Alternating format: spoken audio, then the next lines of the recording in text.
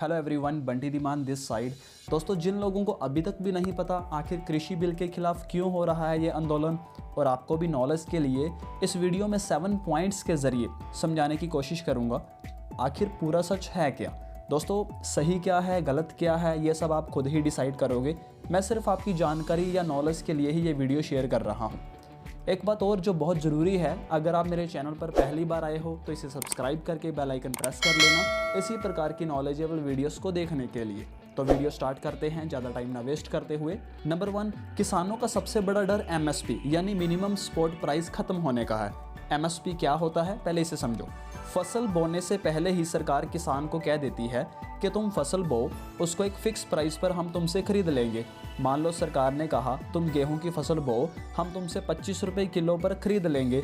Market में चाहे 10 रुपये किलो बिक रही हो या फिर हो सकता है 25 रुपये से ज़्यादा भी बिक रही हो। बस किसान को घाटे में जाने से बचाया जाता है इस MSP के ज़रिए, ताकि किसान निश्चिंत होकर फसल बो सके कि चलो अगर किसान मंडी में या ओपन मार्केट में गेहूं बेचने जाता है और उसे अगर 25 रुपये से भी कम प्राइस मिल रहा हो तो किसान को घाटे में जाने की ज़रूरत नहीं है। वो MSP के ज़रिए तय किए गए रेट पर ही यानी 25 रुपये मूल्य पर भी अपनी गेहूँ बेच सकता है।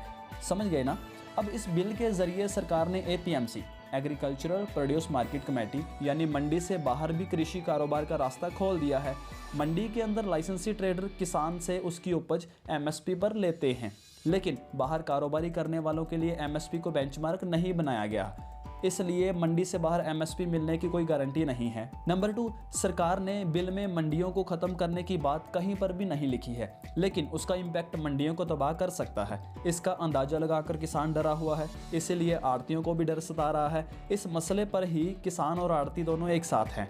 उनका मानना है कि मंडियां बचेंगी तभी तो किसान उसमें MSP पर अपनी उपज बेच पाएंगे। वैसे आपकी जानकारी के लिए बताऊं, NSSO संस्था के आंकड़ों के मुताबिक पूरे हिंदुस्तान में जितनी खेती होती है उसका महज 6% ही मंडी में जाकर बिकता है। बाकी 94% तो इधर उधर जाके बेच देते हैं। किसान कोई अपने चौराहे पर जाकर बेच देता है तो कोई किसी शाहूकार को या किसी किराने वाले को बेच देता है। और तो और कईयों को पता ही नहीं मंडी होती क्या है। बहुत सारी जगहों पर तो मंडियां है ही नहीं है। नंबर 3, इस बिल से वन कंट्री टू मार्केट वाली नौबत पैदा होती नजर आ रही है, क्योंकि मंडियों के अंदर टैक्स का भुगतान होगा और मंडियों के बाहर कोई टैक्स नहीं लगेगा। अभी मंडी से बाहर जिस एग्रीकल्चर ट्रेड की सरकार ने व्यवस्था की है उसमें कारोबारी को कोई टैक्स नहीं देना होगा, जबकि मंडी के अंदर 6 से 8% टैक्स मंडी टैक्स लगता है। नंबर 4, किसानों की ओर से ये तर्क दिया जा रहा है कि आड़तिया या व्यापारी अपने 6 से 7% फीसदी टैक्स का नुकसान ना करके मंडी से बाहर खरीद करेगा, जहां उसको कोई टैक्स नहीं देना है। इस फैसले से मंडी व्यवस्था हतोत्साहित होगी, मंडी समिति कमज़ोर होगी, तो किसान धीरे धीरे बिल्कुल बाजार के हवाले चला जाएगा, जहां उसकी उपज का सरकार के द्वारा तय किए गए रेट से अधिक भी मिल सकता है और कम भी मिल सकता है। नंबर 5, किसानों की इस चिंता के बीच राज्य सरकारों खासकर पंजाब और हरियाणा को इस बात का डर सता रहा है कि अगर निजी खरीदार सीधा किसानों से ही अनाज जाके खरीदेंगे तो उन्हें मंडियों से मिलने वाले टैक्स का नुकसान होगा। दोनों राज्यों को मंडियों से मोटा टैक्स मिलता है जिसे वो अपने विकास कार्य में इस्तेमाल करते हैं। हालांकि हरियाणा में BJP का शासन है, इसलिए यहाँ के सत्ताधारी नेता इस मामले पर मौन हैं। नंबर 6, एक बिल कॉन्ट्रैक्ट फार्मिंग से संबंधित है। कॉन्ट्रैक्ट फार्मिंग क्या होती है और किसान इसका विरोध क्यों कर रहे हैं? दोस्तों, कॉन्ट्रैक्ट फार्मिंग के तहत किसान अपनी ज़मीन पर खेती तो करता है, लेकिन वो अपने लिए नहीं, वो किसी और के लिए खेती करता है।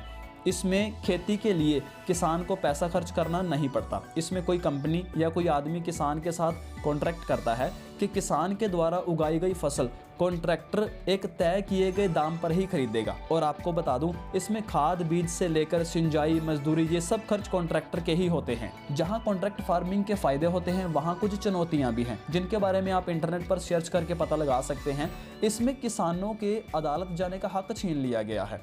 कंपनियों और किसानों के बीच विवाद होने की सूरत में SDM फैसला करेगा। उसकी अपील DM के यहाँ होगी, ना कि कोर्ट में। किसान को DM या SDM पर विश्वास ही नहीं है, क्योंकि उन्हें लगता है कि दोनों पदों पर बैठे लोग सरकार की कठपुतली की तरह होते हैं। वो कभी किसानों के हित में बात करते ही नहीं।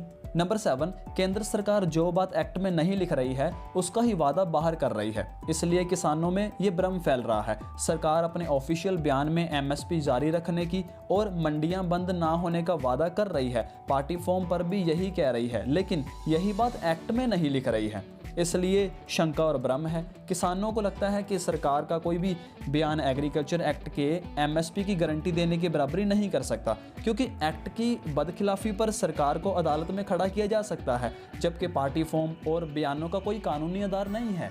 हालांकि सरकार सिरे से किसानों की इन आशंकाओं को खारिज भी कर रही है।